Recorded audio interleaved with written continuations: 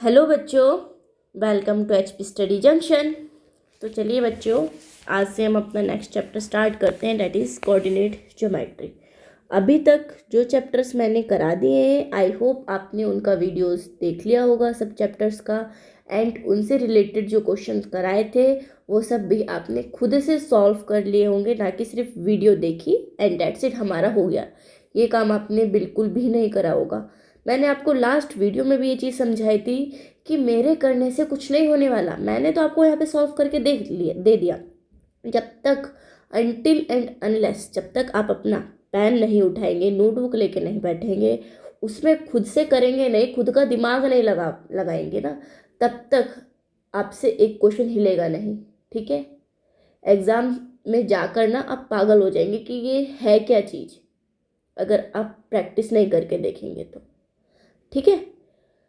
ये रिवीजन बहुत ज़रूरी है, इसी पर्पज़ से ये रिवीजन सीरीज़ यहाँ पे चलाई जा रही है, क्योंकि बच्चे एक बार तो पढ़ लेते हैं कि चलो हमने पढ़ लिया, लेकिन जब रिवीजन करने की बात आती है तो उन्हें समझ नहीं आता कि क्या हम करें, कहाँ से शुरू करें, कहाँ से शुरू ना करें, कौन सा चैप्टर कितना रेलेवेंट है, कौन सा चैप्टर रेलेवेंट नहीं है। मतलब चैप्टर तो सारे ही रेलेवेंट है ना।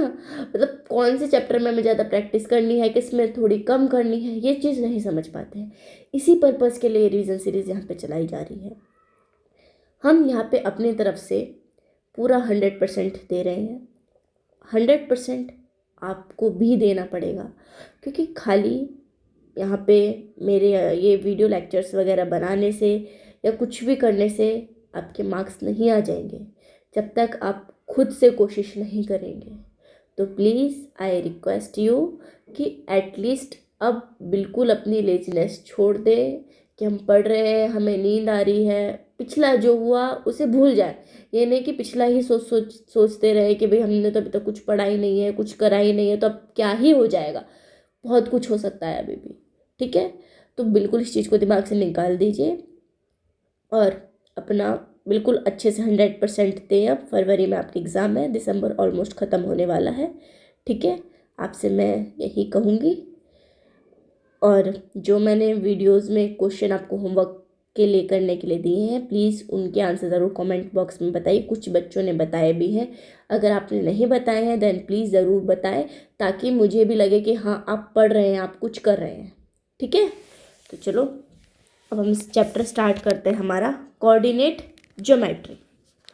देखो बच्चों, कोऑर्डिनेट ज्योमेट्री बहुत ही छोटा सा प्यारा सा क्यूट सा चैप्टर है, फॉर्मूला बेस्ड चैप्टर है। तो इसका पूरा बेसिक इस वीडियो में हम समझ लेते हैं। नेक्स्ट वीडियो में हम क्या करेंगे, इससे रिलेटेड क्वेश्चन करेंगे। ठीक है? तो चलिए लिखते हैं। अपना फर्स्ट फॉर्मूला है हमारा कौन सा, डिस्टेंस फॉर्मूला। इसे ब्रैकेट में बंद कर देते हैं, थोड़ा सुंदर लगेगा ये। कैसे हुआ है बंद, अच्छे से हो जाएगा। हाँ, हो गया। डिस्टेंस फॉर्मूला बच्चों क्या होता है, देखो समझो। ये आपके पास एक लाइन सेगमेंट है ए बी, जिसके कोऑर्डिनेट्स गिवन है क्या, x1 comma y1 and x2 comma y2। इस लाइन की ए बी की डिस्टेंस हम डिस्टेंस फॉर्मूले के थ्रू निकाल सकते हैं। कैसे? ए बी किसके इक्वल हो जाएगा, ए बी की डिस्टेंस निकालनी हो तो अंडर रूट में x2 माइनस x1 का square minus y2 minus y1 का स्क्वायर। और आप इसे कैसे लिख सकते हैं, x1 माइनस x2 का स्क्वायर और प्लस y2 माइनस y1 का होल स्क्वायर। ओ सॉरी बच्चों, यहाँ पे गलती से माइनस लिख दिया गया, प्लस होता है। ठीक है?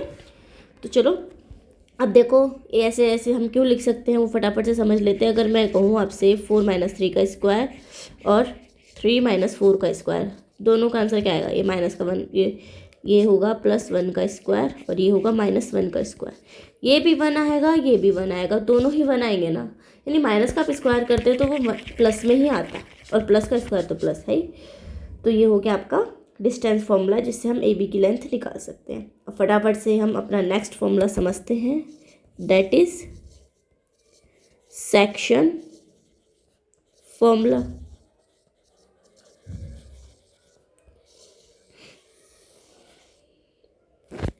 अब देखो बच्चों सेक्शन फॉर्मूला क्या होता है। ये हमारे पास एक लाइन सेगमेंट है AB, ठीक है। इसके हमें कोऑर्डिनेट्स गिवन है अगेन x1, y1 और x2, y2, और ये है बीच में P कोऑर्डिनेट, P पॉइंट, जो कि इस लाइन को m/n में डिवाइड कर रहा है।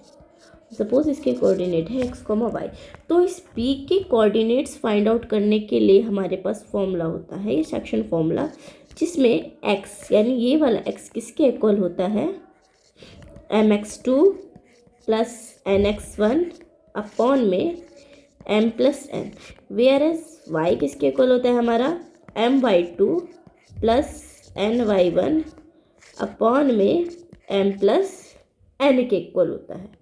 क्लियर।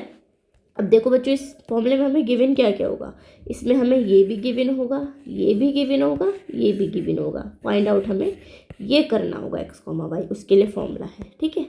अब इसी का पार्ट समझते हैं, कौन सा, मिड पॉइंट फॉर्मूला जो होता है हमारा। मिड पॉइंट फॉर्मूला क्या होता है बच्चों हमारा, मिड पॉइंट फॉर्मूला जो होता है, डायग्राम के थ्रू समझा रही हूँ ताकि आपको अच्छे से क्लियर हो कौन सा फॉर्मूला कब यूज़ करना है।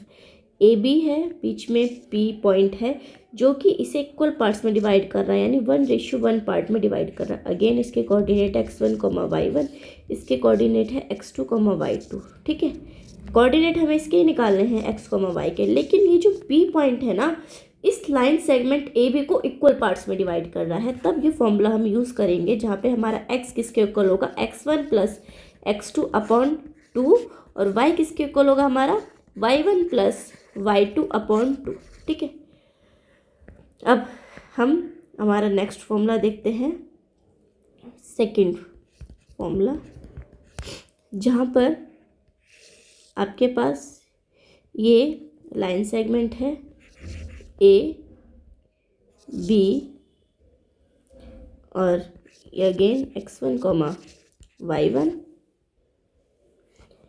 ये है x2, y2, ठीक है। ये बीच में है P और ये P इसे डिवाइड कर रहा है लाइन को k/1 में। इस केस में हमारा ये जो P के कोऑर्डिनेट्स हैं ये कैसे फाइंड आउट होंगे, ये हमारा x, y किसके इक्वल होगा बच्चों, यहाँ पे x इक्वल होगा हमारा kx2 प्लस x1 अपॉन में k plus 1, and y equal होगा हमारा ky2 प्लस y1 अपॉन में k प्लस 1, ठीक है।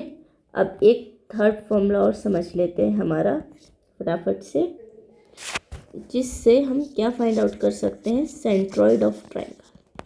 सेंट्रॉइड क्या होता है बच्चों, देख लेते हैं फटाफट से। एक ट्राइंगल है हमारे पास, ठीक है, ये है मीडियंस 1, 2 और ये 3, और सेकेंड इसे अच्छे से ड्रॉ कर लेते हैं 3, ठीक है।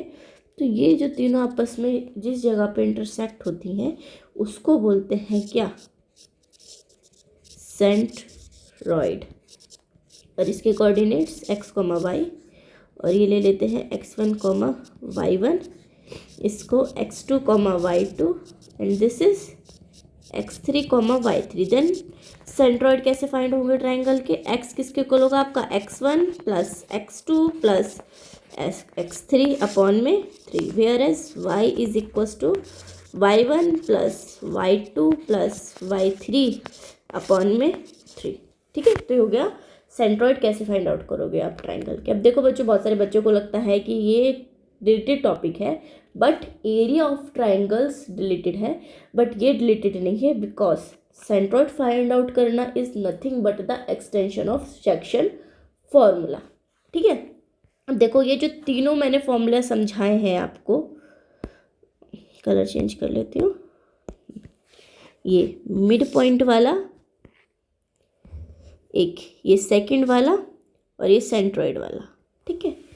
ये सारे आपके सेक्शन फॉर्मूला से ही ड्राइव होते हैं फॉर्मूला।